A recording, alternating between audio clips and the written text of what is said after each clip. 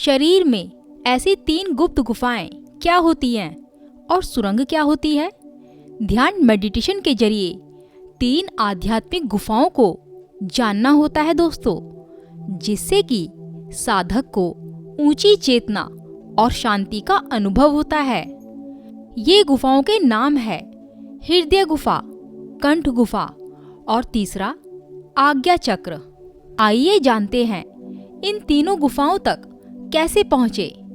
सबसे पहले आपको अपने शरीर के बारे में जानना चाहिए। दोस्तों, हमारे शरीर में 72,000 नाड़ियाँ होती हैं। हम इन नाड़ियों को केवल तभी जान पाएंगे जब हम अपने सांसों के प्रति अलर्ट रहेंगे, जिसमें से मुख्य नाड़ियाँ 3 हैं, ईड़ा, पिंगला और सुषुम्ना।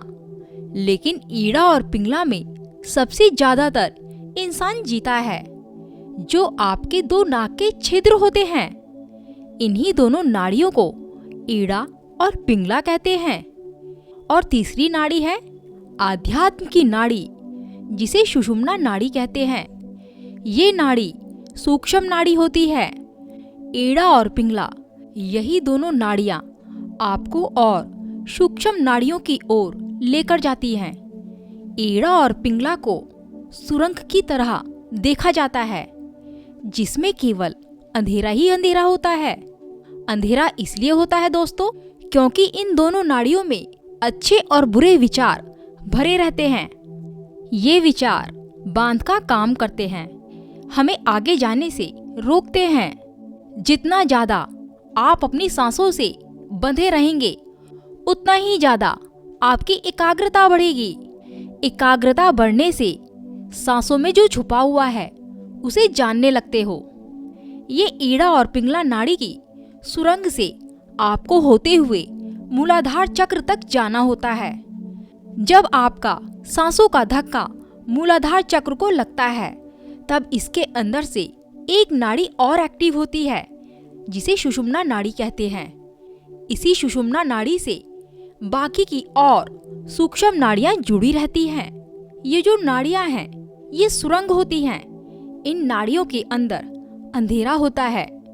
जितना ज्यादा विचार आपके नाड़ियों में रहेंगे, उतने ही ज्यादा अंधेरा बरकरार रहेगा।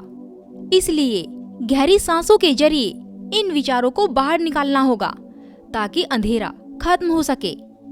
सुषुम्ना नाड़ी में ही सारे चक्र स्थित होते हैं। नीचे के चक्रों को पार करने के बाद जब इंसान हृदय गुफा यानी कि अनाहत चक्र पर पहुंचता है, तब इंसान के अंदर प्रेम जागृत होने लगता है। इस हृदय गुफा को आत्मा का निवास स्थान भी माना जाता है। इस हृदय गुफा में प्रवेश करने से दिव्य प्रेम, आनंद और आत्म साक्षात्कार का अनुभव होता है। हर किसी में परमात्मा को ही देखने लगता है और साधक को गहरे ध्यान की तरफ लेकर जाता है। जब आप और गहरे ध्यान की तरफ जाते हो, तब आपका नीचे से शून्यपन और ऊपर की तरफ बढ़ता जाता है। आपके कंठ में दर्द का अनुभव होता है। इस कंठ गुफा में प्रवेश करने से साधक को अपने अंदर छुपी हुई शून्यता और शक्तियों का अनुभव होता है। जब साधक किसी से बातचीत करता है या बोलता है, तो उसके जो बोले हुए शब्द हैं, वो सामने वाले को बहुत अच्छे लगते हैं। तो ये हुई कंठ गुफा की बात। इसे विशुद्धि चक्र के नाम से जाना जाता है। अब चलते हैं तीसरी गुफा में। इस गुफा का जो स्थान होता है, वो माथे के दोनों भौहों के बीच में होता है, जिसे तीसरी आंख के नाम से भी जाना जाता है। साधक को इस गुफा में प्रवेश करने के लिए अपनी जो पूरी बॉडी में चेतना फैली हुई है, उसे माथे के भौहों के बीच में लगाना होता है। यहाँ पर ध्यान करते समय साधक को प्रकाश और ऊर्जा का अनुभव भी होता है। इन तीनों गुफा में प्रवेश करना बहुत मुश्किल है और बहुत जरूरी भी है। वो इसलिए पहली गुफा में, जिसे हृदय गुफा कहते हैं, इससे प्रेम बढ़ता है। दूसरी गुफा के अंदर जाने से शुद्धिकरण और सत्य का अनुभव होता है। अब तीसरी गुफा यानी कि आज्ञा चक्र की गुफा अंतर्दृष्टि और आत्मज्ञान की तरफ लेकर जाती है।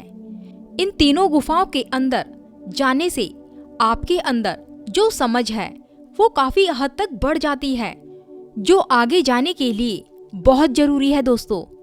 तो दोस्तों, वीडियो कैसी लगी कमेंट करके जरूर बताना। नमस्कार दोस्तों।